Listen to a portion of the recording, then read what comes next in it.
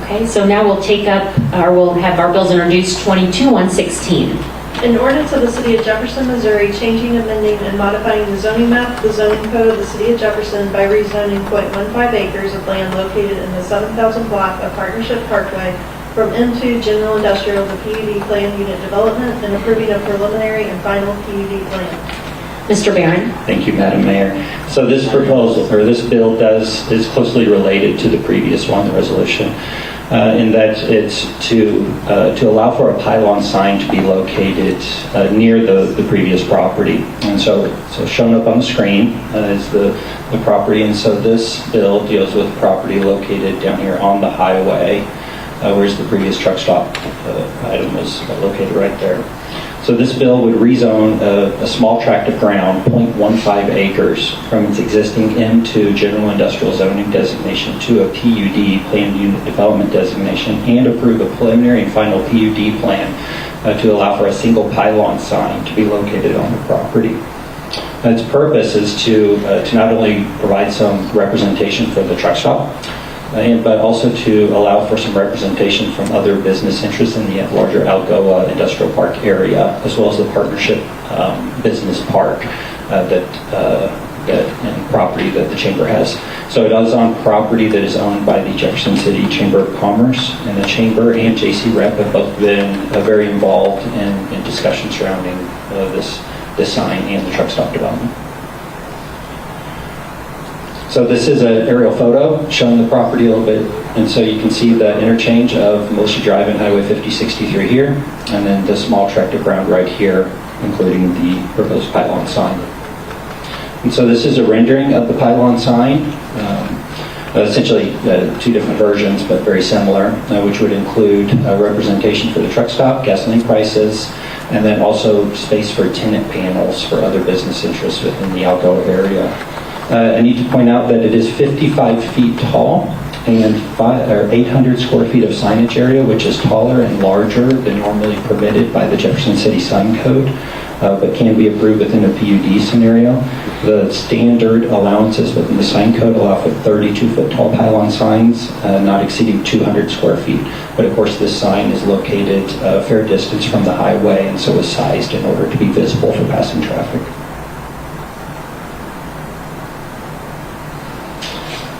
And so on the right-hand side of the screen is a rendering that tries to show what the sign might be visible, or the sizes might be visible to passing traffic. So this item was reviewed by the Planning and Zoning Commission at their March 9th meeting. It was recommended for approval on a vote of 8-0 and is scheduled for a public hearing at the April 17th City Council meeting. Happy to answer any questions you may have. Great. Any questions or discussion from council? Thank you for your work on this, and good to see the potential new developments. On to 22-117. An ordinance of the City of Jefferson, Missouri, approving a preliminary PUD plan for property addresses 3420 North 10 Mile Drive. Mr. Barron. Thank you, Madam Mayor. So up on the screen is the property. So it's located on the north side of North 10 Mile Drive, about 500 feet west of Constitution Drive. For location purposes, the Cole County Health Department is located right there at the center bottom of the screen. And so it is property that's zoned PUD, Planned Unit Development, and used to have a single-family home on it, which burned in 2014. And so it's sat vacant since it's the demolition activity after it burning since then. So the property is owned by Shrimp Brothers LLC, Brian Shrimp is representation. And so it is notable that there are single-family homes on either side of the lot, the vacant lot. But then the next lot over, so two lots in both directions, are residential sixplexes, both there and there. And so there's a fair amount of multifamily residential in this section of North 10 Mile Drive, and then also nursing home type uses in the area. This bill would approve the PUD plan for development of a fourplex residential building on the property. And so up on the screen is what that would look like. And then also a parking lot to serve the building in front of it. And so the building would have a combination of brick veneer and siding on the exterior, and then the individual units are kind of arranged in a townhouse style development. So this item was reviewed by the Planning and Zoning Commission at their March 9th meeting, recommended for approval on a vote of 8-0, and scheduled for a public hearing on April 17th. Happy to answer any questions. Any questions or discussion? Okay, and yes, Councilwoman Ward. When you showed the current properties, okay, I just wanted to see, I didn't notice if the parking for the sixplexes were in front. And it looks like they are. Yes, they are. Okay, thanks. Any other questions or comments? All right, 22-118. An ordinance of the City of Jefferson, Missouri approving a preliminary PUD plan for property addressed as 901 Shot Hill Woods Court. Mr. Barron. Thank you, Madam Mayor. So this property is 2 separate lots that are located on Shot Hill Woods Drive, right at the intersection of Shot Hill Woods Court. And so it is about 1,000 feet from Eastland Drive. And so Oscar's Restaurant is located essentially on one side, just across the short cul-de-sac. And then the News Tribune printing facility is located on the other. It is property zone PUD, Plains Unit Development. So this bill would approve a PUD plan for development on the property, consisting of 2 separate buildings, both of them office warehouses, or what the zoning code would define as a contractor trade shop type use, including office space and warehouse space. So the larger building located at the front would be built in a phase 1 in the first phase. And the second building, a smaller one located in the back, would be developed at some time in the future. And so the PUD plan contains all the kind of standard elements of a site plan, including building location, utilities, parking, etc. And so there are some renderings showing what the building would look like, the exterior, which would be a combination of brick, ephes, and architectural metal wall panels. And so this item was reviewed by the Planning and Zoning Commission at their March 9th meeting, recommended for approval on a vote of 8-0, and is scheduled for a public hearing on April 17th. And I'm happy to answer any questions. Any questions or discussion? Okay, thank you for those presentations. 22-119. An ordinance of the City of Jefferson, Missouri authorizing the mayor and city clerk to execute a development agreements with GKS Management LLC. Mr. Molman. Thank you. This ordinance would authorize the execution of development agreements for 413 and 419 East Capitol with GKS Management LLC. GKS Management was selected by the City Council as their preferred redeveloper of these properties after a competitive RFP process. The agreements reflect the purchase prices that were submitted by GKS Management, specifically $7,500 for 413 East Capitol and $2,000 for 419 East Capitol. GKS Management has committed to completing all exterior work on these properties within 18 months, then asked for another 12 months to complete interior work. The commitments are will be backed by an appropriate form of surety, either a performance bond or a letter of credit. And then also, if the developer gets into the project and realizes that the project can't happen, essentially before 10% of the estimated project costs are expended, then the city retains a right of first refusal to acquire the properties back. So I'd be happy to answer any questions. Any questions? Councilman Fitzwater? Yes, seeing no objection, I'd like to request suspension of the rules and go ahead and proceed with this item tonight. Okay, we've had a request to suspend the rules, so seeing no objections, we will take up 22-119. An ordinance of the City of Jefferson, Missouri authorizing the mayor and city clerk to execute development agreements with GKS Management LLC. Any further discussion or deliberation? Roll call, please. Deacon. Aye. Fitzwater. Aye. Hensley. Aye. Kemna. Aye. Lester. Aye. Schreiber. Aye. Spencer. Aye. Spicer. Aye. Ward. Wiseman. Bill passes, and thank you to Councilman Fitzwater and council and staff for moving this forward a little quicker, and that way the developer, I'm sure, will be excited to get things rolling even a little sooner. So appreciate that. And I want to back up because I meant to recognize on the previous bills introduced, and I know that you mentioned J.C. Rep. but Eric Barron mentioned that, but we have Luke Holtschneider here, who's here on almost every meeting, perpetually here, because there's a lot of economic growth and development happening. And I wanted to also recognize you for your work on a lot of those previous projects that we are talking about. So appreciate your presence and work on that. Item 22-120. An ordinance of the City of Jefferson, Missouri authorizing a supplemental appropriation to the Jefferson City Police Department, amending the 2022-2023 annual budget and authorizing the expenditure of such funds. Chief Wilde. Thank you, Madam Mayor. This bill is to request a supplemental appropriation from the Ambulance Shelter Reserve Fund in the amount of $14,295 to be applied toward the purchase of a new animal control vehicle. Those funds in that reserve fund are donated and fit well within the spirit of that account, to make sure we have the right equipment for the job. So be happy to entertain any questions if you have. Any questions? Councilman Schreiber? Yes, Madam Mayor, we respectfully request to suspend the rules. We've had a request to suspend the rules, and seeing no objections, we will take up 2022-120. An ordinance of the City of Jefferson, Missouri authorizing a supplemental appropriation to the Jefferson City Police Department, amending the 2022-2023 annual budget and authorizing the expenditure of such funds. Any council discussion or deliberation? Roll call, please. Fitzwater. Aye. Hensley. Aye. Kemna. Aye. Lester. Aye. Schreiber. Aye. Spencer. Aye. Spicer. Aye. Ward. Weisman. Aye. Deacon. Aye. Bill passes. 22-112.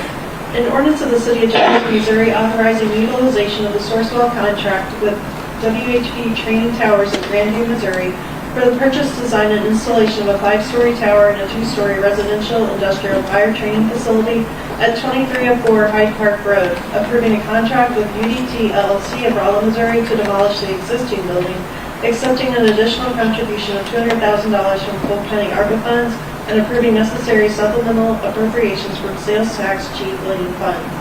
Chief Schofield? Yes, thank you.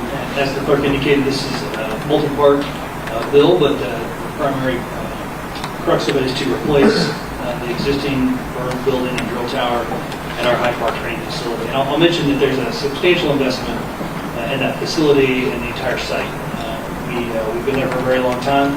I think the only group that was there before us was Ron Jordan and their development there as well. And so he actually told me a story about his dad originally doing some of the construction down there in that area, and a water line that was brought in at the time. So we had a good conversation, and he did want to come tonight and speak on behalf of this bill.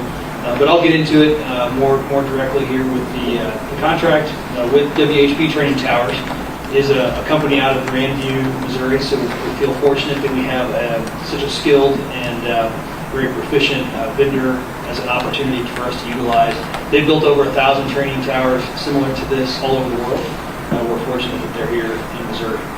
So the contract is with them, and the Sourcewell Cooperative Agreement allows us to utilize their services actually at a discounted rate. They were scored as number one out of, I believe, 14 different vendors that competed for that cooperative recommendation for Sourcewell. In addition to the contract with them and the co-op, there is also in here a demolition of the existing building. And that building, as you recall, is beyond its service life. It is a 30-year-old structure that has had years of hard use. Originally completed in 1993, it's 30 years old. It also is pretty limited in its capacity, and based on some of that hard use, it's no longer really viable for us to do live fire training evolutions inside of. It has been that way for a few years. So the next part of that demolition piece is that we did our own bid process and are recommending utilizing UDT out of Rolla. They're already doing other demolitions within the city, so we recognize a little bit of efficiency and savings for them to mobilize and be able to do the demolition for us. In addition to that, the bill also contemplates the acceptance of the additional $200,000 from Cole County. The County Commission, we want to publicly recognize that and express our appreciation to the Cole County Commission for their support of this project. For a total of $500,000 they're committing to this project. And then finally, it authorizes an additional amount to be utilized. Originally proposed to be gleaning funds out of sales tax G, but after feedback that we received from council and the recommendation, the bill sponsor, Councilman Schreiber, and I discussed utilizing sales tax H for this instead, capital improvement sales tax H versus sales tax G. In addition to that, I would also want to recognize that we have two technical experts with us tonight. We have the retired director of MUFRTI, Kevin Zumwalt, with us, who's been with us on this project for a long time, and I believe if we can convince him to continue to help us as a technical advisor and also a concerned citizen of Jefferson City. You'll know him from many of his other involvement throughout the city. Also, we have Division Chief Gary Blomberg, who ultimately it'll be his building to not only get constructed, but also to utilize as our Division Chief of Training. Beyond that, I'll maybe just mention a couple things. I know at the last meeting there was a conversation about could the building be completed with the 1.5 million, so I'll just get straight to that. What we're bringing to you is we believe that the bare minimum of what would be a viable project. We know that this council and the city, when they do a big project like this, they really want to do it right. And so we looked at many ways we can cut costs, and we have done that. We have sharpened our pencil. We have really gleaned from that experience that a steel building is more efficient and also much more economical to construct than a conventional construction. When we say conventional, we mean concrete block and brick, like our existing building. So that was the first way that we sought to bring that price down to a more feasible level. Then we looked at features, and we looked at all the various features that were out there with the intention of wanting to make sure that we future-proof this facility so that it is a project that can continue to provide benefit for our community and surrounding community for decades to come. And so as we look at that, we wanted to make sure that we incorporated some pretty key features in there. We wanted to make sure that we had the ability to not only have Class A combustibles, which is what we have now, which was burning straw and wood and pallets and things like that, Class A combustibles. But we felt very important that in addition to Class A, we needed to have Class B opportunities as well. We needed to be propane gas fed in certain areas. And this project does incorporate that. But if we were to drop down to a lower level, that would be about the only thing that could really be cut, in addition to some other things to meet that lower threshold of 1.5 million. So we feel like that's an important component to include, not only for today, for the kind of training we do today, but certainly as we look towards the future to be able to do that. In addition, the existing building really only has one burn room, so there's really only one place for you to start the fire and conduct the live fire training exercises. The priority from the very beginning is that while this building has many uses, and while we can do lots of different types of training for lots of various different agencies, including some of our partner agencies, that its primary focus be live fire training. And so for us to do that, we really have 3.5 areas, we'll call it, that we can do that. 2 Class A burn rooms on the first floor, 1 Class B room on the second floor, and then an attic area that also provides us an area that we can practice fighting attic fires. So when I say 3.5 burn areas, that's what I'm talking about. But to meet a lower threshold number, we would have to cut probably a couple of those burn rooms. And then we'd be back to kind of the same scenario we're in now, which is the existing building only having the single burn room. And that's something else I'll mention too. We did consider when we started down this path, we considered rehabilitating or repairing the existing burn building. The conversations that we had initially with that were well north of $1 million just to restore the current facility into a way that it would be functional and safe and compliant with national standards that we have to comply with. So what we're bringing to you is that product. I would also like to maybe, if it's the pleasure of the council, give Director Zumwalt an opportunity to speak on this as well, if that's acceptable. Sure. Welcome, Mr. Zumwalt. If you'd like to come to the podium, and appreciate your work and effort on this over many years. Welcome. Thank you, Madam Mayor, Council. Just to leapfrog a little bit on what Chief Schofield mentioned, and first and foremost is thank you for allowing me the opportunity to be a part of this. As it's been mentioned before, some of you know, got a lifetime in the fire service.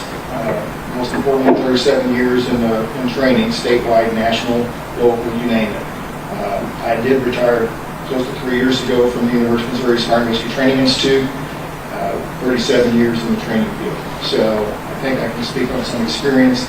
Over that span of time, I guess I have toured 30, 40 different states training facilities and many, many local fire department training facilities, both fire districts and municipalities.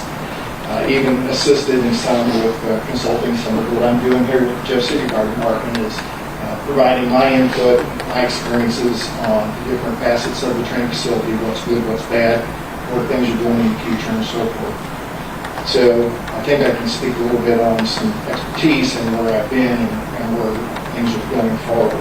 Speaking of going forward, the chief said that part of the commitment to the committee that was going to look into this, either a rebuild or a rehab, was to make sure that we build something that's going to last into the future.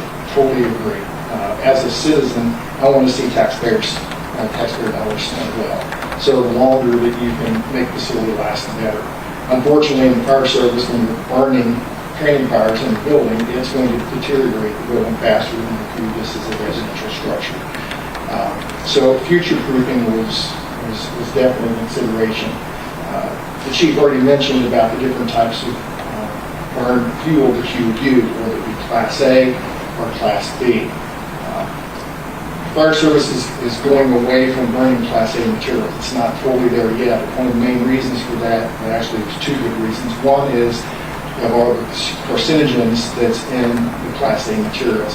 In order to burn strong pallets, you have to make sure that there are no pesticides used in the straw. Matter of fact, most of the people now are burning Excelsior, which is a little cleaner. You can't go get donated pallets because the pallets may be contaminated with chemicals and so forth, so you want to make sure that everything's clean. So it's getting harder and harder to use Class A materials in the fire service training facility, which is everybody used up to this point. So the introduction of the Class B or the gas-fired props is the way the future's been going, and I think that's going to be the word in the near future. Second to that, and I've been witness to this in some cities in Missouri, where their burn facilities have been basically they've been kicked out of them because they were landlocked in residential and industrial areas where the smoke from the Class A fires just became such a nuisance to the citizens that they said enough's enough, and they had to totally relocate, which was costly. So I think that the due diligence that this committee has done, starting out with a full task analysis of everything that our service needs as far as training to meet state standards, national standards, the city standards that they have adopted, everything can be done within this multi-purpose facility.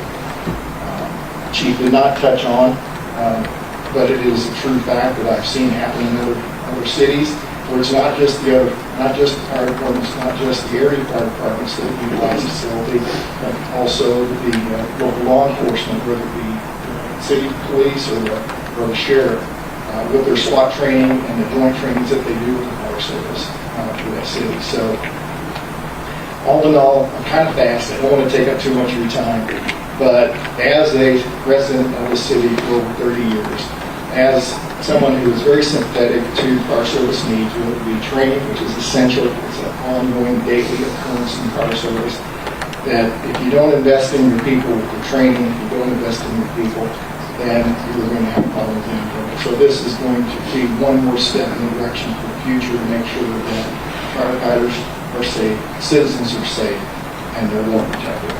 Thank you all very much. Please vote for this. Thank you. Any questions for Mr. Zumwalt? And we appreciate your dedication to the fire service and especially to training.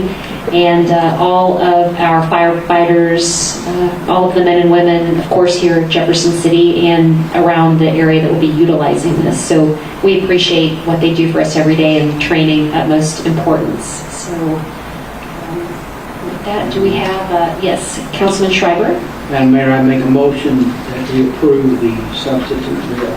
Okay, we have a motion to approve the substitute and a second. So we're going to focus only on the substitute here for the moment. Any questions on the substitute? Okay. typically do a voice vote, but why don't we'll go ahead and do a roll call for accepting the substitute. Roll call, please. Hensley. Aye. Kimna. Aye. Lester. Aye. Schreiber. Aye. Spencer. Aye. Spicer. Aye. Ward. Wiseman. Aye. Deacon. Aye. Fitzwater. Aye. Okay, now we will take up 2022-112 as substituted. Any questions on the bill or discussion? Councilman Deacon? Chief, real quick, what kind of time frame are you looking at from demolition to completion? Put you on the spot. Yeah, no, I appreciate that. We would really like to take advantage of the traditional building season, meaning spring, summer. We believe that this vendor, this contractor, it can move fairly quickly. I'm not going to promise that it's going to be done by the end of the year, but I think that's our tentative goal. Within the 2023 calendar year would be our intent. Any other questions or discussion? Roll call, please. Kimna. Aye. Lester. Aye. Schreiber. Aye. Spencer. Aye. Spicer. Aye. Ward. Wiseman. Aye. Deacon. Aye. Fitzwater. Aye. Hensley. Bill passes.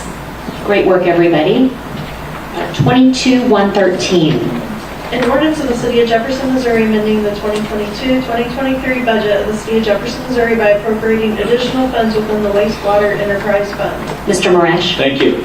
As clerk indicated, this is supplemental within the wastewater fund. It's for the purchase of a spreader truck for the wastewater plant. But basically, we budgeted this year before last, and the equipment's finally arrived, so we're rebudgeting. Any discussion or deliberation or questions? Roll call, please. Lester. Aye. Schreiber. Aye. Spencer. Aye. Spicer. Aye. Ward. Wiseman. Aye. Deacon. Aye. Fitzwater. Aye. Hensley. Aye. Kimna. Aye. Bill passes. 22-114. An ordinance amending the purchasing code relating to electronic tablets. Mrs. Perry? Yes, this bill would authorize city employees and elected and appointed officials to purchase the electronic tablets issued to them upon separation from the city at market value in a used condition, and this did pass through the administrative committee. Thank you. Any questions or discussion? Roll call, please. Schreiber. Aye. Spencer. Aye. Spicer. Aye. Ward. Wiseman. Aye. Deacon. Aye. Fitzwater. Aye. Hensley. Aye. Kimna. Aye. Lester. Aye. Bill passes. 22-115. An ordinance of the City of Jefferson, Missouri, authorizing a consultant contract with Structural Engineering Associates Incorporated and amending the fiscal year 2022-2023 budget of the City of Jefferson, Missouri by appropriating additional funds within the parking fund. Mr. Marash? Thank you. I think the clerk pretty well indicated all that this does, but the majority of the work will occur for the repair of the Jefferson Street parking deck and some minor repair in the Madison garage. And question earlier about what was going on in Madison Street garage, it is removal of some cell towers that are no longer paying us for the use of the space. So this will clear that. Any discussion or questions? Roll call, please. Spencer. Aye. Spicer. Aye. Ward. Wiseman. Aye. Deacon. Aye. Fitzwater. Aye. Hensley. Aye. Kimna. Aye. Lester. Aye. Schreiber. Aye. Bill passes. Item 14, we have nothing on the informal calendar. Item 15, resolutions. We've taken up number 51, Resolution 2252. A resolution authorizing the city to enter into a tax-exempt lease purchase agreement with Central Bank for certain parks equipment. Mr. Spalding. Thank you. This resolution would authorize our commission, our Parks and Recreation Commission, to enter into this tax-exempt lease purchase with our central bank to cover equipment purchases to be used at the golf course, ball fields, and our park maintenance. Thank you. Any questions or discussion or a motion? Mr. Mullen. Yeah, I just wanted to highlight something here. So generally, these types of purchases would be heard by the city council. However, this particular form of a purchase is a type of borrowing. The recourse is essentially, if for whatever reason, the payments weren't paid for whatever reason, which I don't think is going to be a problem here, but it's repossession of the equipment. But this is technically a form of borrowing, and so that's why it has to be approved by the city council and not just be handled by the Parks and Recreation Commission. So that is a little outside the normal of why we're looking at a fairly routine purchase of equipment at a city council level, but because of the form that this transaction is taking place, which is through central bank, which was competitively bid through a state procurement process. That's why you're seeing it's just a little bit different, kind of a new opportunity that we're taking advantage of. And hopefully, lots of optimism that this is going to work out really nicely for the Parks Department. So just a little highlight there that it's outside the usual. Appreciate the clarification. Is there a motion to approve Resolution 52? So moved. Second. Any further discussion or deliberation? Roll call, please. Spicer. Aye. Ward. Wiseman. Egan. Fitzwater. Aye. Hensley. Aye. Kemna. Abstain. Lester. Aye. Schreiber. Aye. Spencer. Resolution passes. Resolution 2253. A resolution removing the Chesterfield Hotels Arcturus team as master developer for the Missouri State Penitentiary redevelopment project and providing further instruction. Mr. Molman. Thank you. This resolution would remove the status as master developer from the Chesterfield Hotel / Arcturus team. Essentially what this means is that city staff and our partner, Special Development Council, JC Rep, etc., would no longer be compelled to engage in exclusive negotiations with the Chesterfield team for redevelopment of the MSP site. This would allow us to kind of reopen the process and seek other ideas for redevelopment of the MSP area. Specifically, this project is a little bit of a victim of its own success. $180 million state lab facility, $20 million health association facility going on at MSP. Reopening this would allow potential redevelopers to kind of take a look at the reality of what is happening at MSP and incorporate that into any future plans, including also things like the EDA grant and the new community revitalization grant will help with infrastructure and demolitions. And so I think it's fair to say that the MSP site doesn't look like what we thought it was going to look like in 2020 when the master developer was named, and so this will allow some new ideas to be breathed into the MSP site, kind of reflecting the reality of the last 3 years, and also allowing staff in the city to engage in negotiations and seek out a process for finding those new ideas. In addition, specifically, I should say, this resolution directs staff to formulate and present to the City Council a plan for going about that process, and then also directing staff to continue to try to secure the city's access to the 1.6 disaster recovery grant. That's the EDA grant for infrastructure. That grant was originally tied to the hotel conference center project. However, we believe there's an opportunity to kind of redirect that grant to more of the jobs that we know are going in on the short term, and hopefully still have access to that money for infrastructure project. And so this resolution provides staff the necessary direction, helpful direction to take those steps and try to make sure that we can still secure that grant, even though that grant was kind of originally entered into with a kind of different project being the front runner. So I'd be happy to answer any questions. Thank you, Mr. Molman. Any questions? Councilman Fitzwater? I don't really have a question. I'm just going to kind of echo some of the things our counselor indicated. This continues to be an exciting project.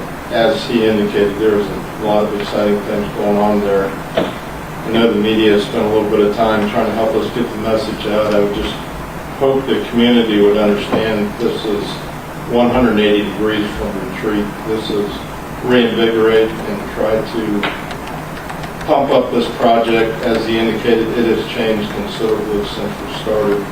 We went through a lot of tough times in that midst, but we went into it with the mindset of build it and they will come, and now they've come, and we're still trying to figure out how to build it. But I think that there's a lot of exciting things there. We just need to keep the message to the community that we are, I'll speak for myself, I am 100% committed to that project and trying to keep it moving forward. I think it's exciting that we give others an opportunity while still keeping Chesterfield in process if they can bring something back that will give others an opportunity to participate. And I would encourage council to support this exciting new direction. There are a lot of people in this room that have done some incredible things on that project. If I start naming them, I'll forget some, so they know who they are, but they have done an amazing job of bringing dollars to this project, helping us redirect, working on infrastructure-related issues, finding money to do things that we would not have been able to do as a city. So, thank you. Thank you, Councilman Fitzwater. Any other discussion or a motion to approve? I would move to approve if we're ready for that. The motion is second. Any further discussion, questions, deliberation? And I will also recognize that we have with us Mr. Lou Kolschneider from JC Rep and Diane Gillespie, our Convention and Visitors Bureau here as well, who have been pretty instrumental. As Councilman Fitzwater said, there are many people to recognize. But also want to take a moment to look at how far we've come here over the last few years with MSP redevelopment to kind of as we reflect on this point that we're at today and just looking at 2015 and when we started the process to acquire the land for redevelopment, the 30 acres. So while we started that in 2015, we were able to get the deed signed in 2018. So that took that amount of years to get that through the legislature, and we're appreciative of that effort.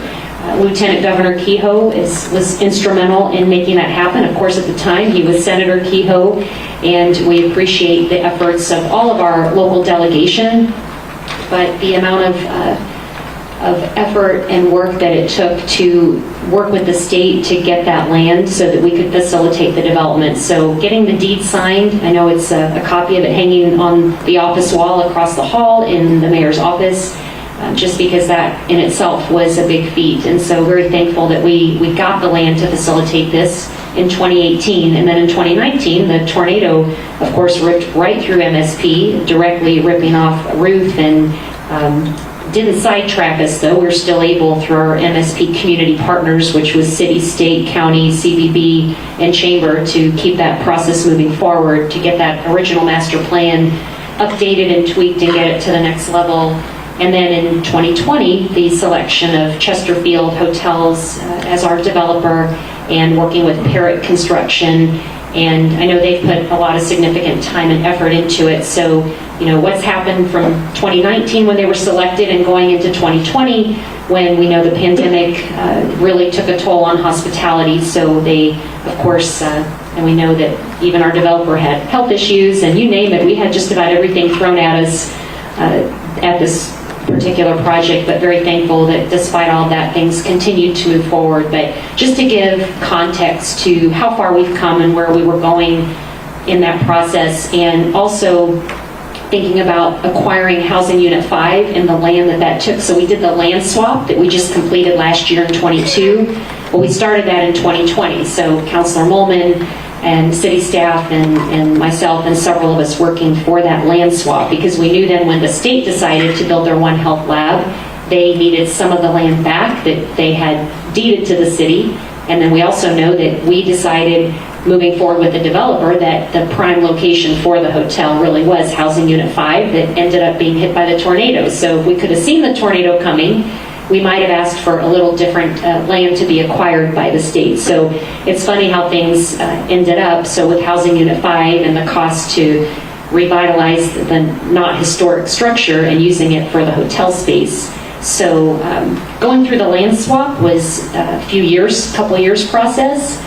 We're thankful that we got it, but through previous administrations, it took some time and actually received a no for when we first asked for the land swap and asked for that area.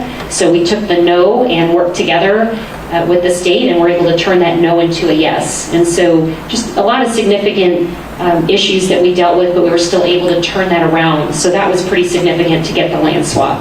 So once that happened, and I want to also give a big thank you to Commissioner of OA, Mr. Ken Zellers, who was very on board when he took over that position in 2021, and it was full speed ahead once he took over. So everything was finally aligning. So now in 22, we got the land swap after being told no, and thankful also to Governor Parson and our legislators for continuing to move this forward. I do want to say for Mr. David Parmalee and Todd Goodrich, who had a significant amount of time and effort into this project and a lot of private equity that they plan to put into it, they are still very interested in the project, so they didn't want this to be seen that they're not. They understand the circumstances with construction costs elevating and the financing, and that their equity was just not enough to get it to the finish line for the full-service hotel they planned. When we selected them as the hotelier, knowing the product that they had in Columbia, which is the Broadway, and having something like that with the rooftop type of amenities overlooking the Missouri River, and having a full-service hotel rather than a more inexpensive version of a hotel is what council had desired. So that leads us to where we are, but I do want to mention that they are still interested, but the nice thing is this opens it up to other developers. I want to touch quickly on MSP, and I know Diane is here and she can say this better than I can, but a couple of facts is that MSP brings $2 million of economic impact to the area annually. We have over 30,000 visitors a year that tour MSP. Touring season just opened in March, and we've had people from over 48 states and how many countries? 38 countries. They come right here to Jefferson City in our backyard to MSP. So just appreciate the asset that we have for MSP and this development that's getting ready to happen. And I have to say all that as we turn it over to Mayor-elect Fitzwater and the new administration to keep that moving forward, and appreciate the work that has been done up to this point, and looking forward to the next, to the future of MSP and all the recent successes that were outlined earlier that we've had at MSP lately. Any other questions or discussion on the resolution? Roll call, please. Ward. Aye. Weisman. Aye. Deacon. Aye. Fitzwater. Aye. Hensley. Aye. Kemna. Aye. Lester. Aye. Schreiber. Aye. Spencer. Aye. Spicer. Resolution passes. Item 16, presentations from the gallery. I want to check, is Mr. Andre Anton Barnes, has he come back in? Okay, and I don't see anyone else signed up. Did I miss anyone that would like to speak? Okay, item 17, is there any council and staff discussion of presentation topics this evening? Item 18, new business. I mentioned in the pre-meeting that we would talk about the process for the new 4th Ward seat when Mayor-elect Ron Fitzwater takes the position. I know I received a few inquiries about how the process would work, so I reached out to staff and asked the questions, since I've been asked, that some of you all may be also getting asked. And so the vacancies in council are filled by the rest of council by majority vote. And this could happen as soon as the second meeting in April, as soon as the new council is sworn in, or council can make the determination of what that timeline will be. So while this does not fall under my leadership, it will fall under Mayor-elect Ron Fitzwater. And the process and how that will look is entirely up to council. There is no process set forth, but Councilor Molman could certainly outline any details on that, so that council, when Ron takes office, will be able to move that process forward, and the public will be aware of what that process would be. Councilor Molman? I mean, you said it's a process determined by the council, so, the staff is always willing and able to assist, but, it's essentially up to the new council to determine the process that best suits their own needs. Thank you. So if council has any question, they could certainly bring that forward. Councilman Deacon? I think a precedent was set, even though there's nothing to charter. The last time we had a vacancy, I think there was an application process, and I would like to see the precedent, use that as a precedent and go forward rather than personal friends. I think we should have an application process and the council look at it and then vote. There's too many buddies that could come up, me included. There's people say, yeah, I'd like to have. So I think an application process would be the fairest way of all. And that's what we did the last time. I think Councilman Ward was in on that. Yes, it was application process, and we had a debate here in chambers. Councilwoman Weisman? I'm not sure I remember that application process for Councilman Fitzwater's spot, but I think this is a, potentially because of the large changeover that's possible at the next election, I think that it's probably best that we just table this discussion until the new council takes all of their seats. And so I appreciate the input. I just don't think that, I don't think we can do anything tonight or even really have a meaningful discussion as, you know, at the very minimum, we have 2 new people coming in. Councilman Hensley? Yeah, thank you. Just to echo what Councilwoman Wyden was saying, it's not a decision for this council. The decision will be made after this council is adjourned and the new council is sworn in. So I agree with what she said, and think this is a matter to be taken up immediately upon the swearing in of the new council. Thank you, and correct, and I did mention, and I want to make sure that I did mention also that it is for the future council. I will also note, while I've been asked by citizens about the process, I was also asked by the media today, so having that inquiry today of what the process will be, and that answer is, it will be determined by the future council. But I also thought, out of respect for the future council and citizens that are asking, that way they can be made aware that that process will be coming up, and certainly after April 17th, the council can have that discussion, and if they have any questions of staff would be here to guide them. So thank you for that. Any other new business this evening? Any, let's see, item 19, approval of the March 20th and March 27th closed session minutes. I think there was a motion. Second. Any further discussion? Roll call, please. Wiseman. Aye. Deacon. Fitzwater. Aye. Hensley. Aye. Kemna. Aye. Lester. Schreiber. Spencer. Aye. Spicer. Ward. Aye. Motion passes. Item 20, any unfinished business? I do have one. I have cupcakes across the hall. Now that's where we're going to head for closed session, but if anybody, there's enough for everyone, head over there and grab a cupcake. What's left, unless Councilman Schreiber ate them all. If he left any for us, they're over there. Because you're all at my birthday party, whether you knew that or not. So thanks, Mom. I know they're watching. Thanks, Mom, for the cupcakes. So item 21, is there a motion to go into closed session? And I will read the motion, and I will say before I read it that we will be heading over to the room across the hall in Boone Bancroft for closed session. So item 8, pursuant to section 610.021 of the revised statutes of Missouri, the chair will entertain a motion to go into closed session to discuss the following. Item 1, or I, attorney-client privilege, section 610.0211. Item 2, preparations including any discussion or work product on behalf of a public governmental body or its representatives for negotiations with employee groups, section 610.0219. Item 3, negotiation contracts, section 610.02112. And item 4, real estate, section 610.0212. Is there a motion to approve? Mayor, would it be more appropriate, since we're going to have it sounds like a lengthy closed session, to adjourn into closed session so we don't have to reopen into regular? Sure, we can do that. So I would like to move to adjourn and then move into closed session. Okay. We have a motion and second to adjourn. Any discussion? All in favor say aye. Aye. Any opposed? And I've already read the item 21, so Mulder, we can move forward. So is there a motion to accept item 21 to go into closed session? Second. Any further discussion? All roll call, please. Deacon. Fitzwater.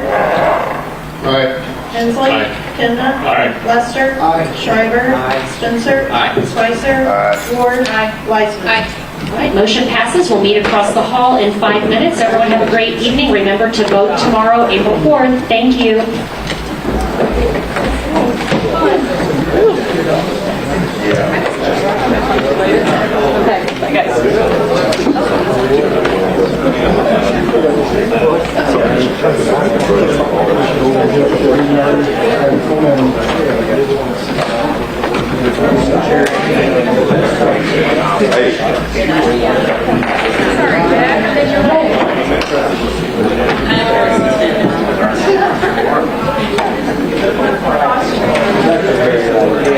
Recliners for everybody.